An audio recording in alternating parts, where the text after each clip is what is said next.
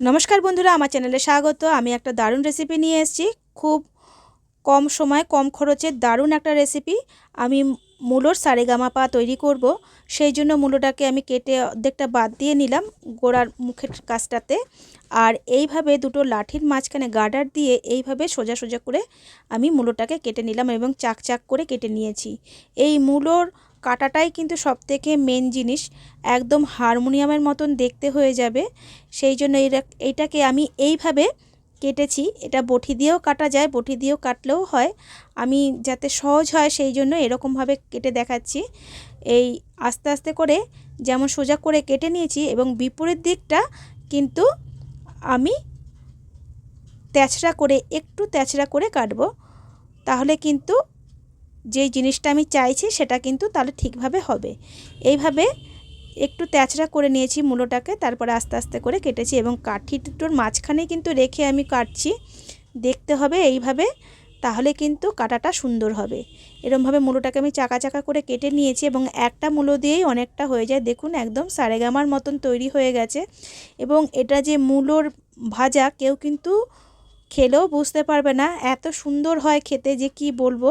আমাদের ছোটোবেলায় মা ঠিক এইভাবে করে দিত এবং গরম ভাতের সাথে ঘি দিয়ে খেতে কিন্তু অসাধারণ লাগতো। এরকম নুন মাখিয়ে আমি রেখে দেব। আর একটুখানি আতপ চাল আমি ভিজিয়ে রেখে দিয়েছিলাম, খানিকটা আতপ চাল, একটু রসুন কোয়া দিয়ে দিয়েছি, তাতে গন্ধটাও সুন্দর হবে। আর 3-4টে কাঁচা লঙ্কা দিয়ে দেব, দিয়ে মিক্সিতে আমি পেস্ট করে নেব। আর একটু সামান্য জল দিয়ে দিতে হবে, কেননা শুধু এটা হচ্ছিল না, সেই জন্য আমি আর একটু জল দিয়ে দিলাম। এইভাবে করে দেখবেন সুন্দর হয়। আর চালের গুঁড়োটা দিলে পরে কিন্তু খুব মচমচে হয়। আমি 2 চামচের মতন ময়দা দিয়ে দিয়েছি আর দিয়ে দিচ্ছি পেস্টটা। আপনারা ধনেপাতাও দিতে পারেন, ধনেপাতা থাকলে আমার কাছে ছিল না।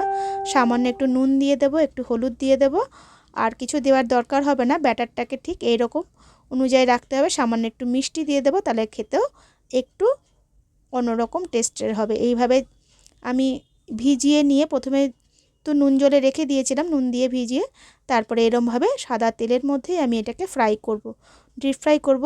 ডিপ ফ্রাই করলে পরে আরও ভালো হয়। যেহেতু আমার কাছে ফ্রাইং প্যানটা ছিল, আমি ভাবলাম এটাতেই করি।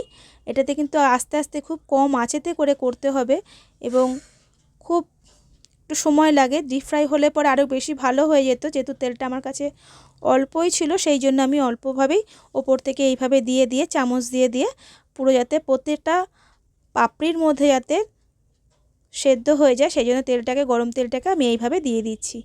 আপনারা পুরো ডুবো তেলের মধ্যে ভাজলে পরে কিন্তু এটা আরও সুন্দর, আরও দারুণ খেতে হবে।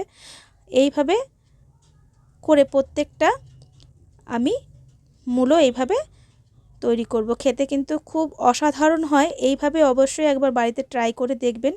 এখন মূলোর সময় এবং মূলো দিয়ে অনেক রকমই রেসিপি করা যায়। এটা কিন্তু খুব সহজ একটা রেসিপি এবং খেতেও কিন্তু দুর্দান্ত লাগে। যারা যারা দেখছেন, ফলো করছেন, অসংখ্য ধন্যবাদ। যারা যারা এখনও করেননি চটপট করে ফেলুন।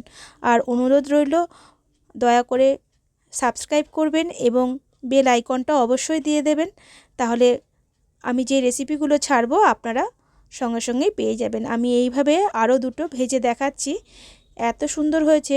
আমি আমাদের ছেলেকে দিয়েছিলাম খেতে, বলছে মা এটা কিসের পকোড়া, আমি ঠিক বুঝতে পারছি না। খেতে কিন্তু খুবই সুন্দর হয়েছিল। সেই জন্য বলছি এইভাবে করে দিলেও কেউ বুঝতে পারবে না। যারা মূলো খায় না তারাও কিন্তু খেয়ে নেবে এইভাবে যদি করে দেন। আর ভালো লাগলে অবশ্যই অনুরোধ রইল বন্ধুরা আমার পাশে থাকুন এবং আমাকে একটু সাপোর্ট করুন, যাতে আমি আরও নতুন নতুন ভিডিও আপনাদের সঙ্গে শেয়ার করতে পারি, দেখাতে পারি। এবং কেমন লাগছে অবশ্যই আপনারা কমেন্টের মাধ্যমে জানাবেন। আর আজকের মতন এইটুকুই। আমি আবার নতুন কোনো রেসিপি নিয়ে আসবো। আজকের মতন ধন্যবাদ।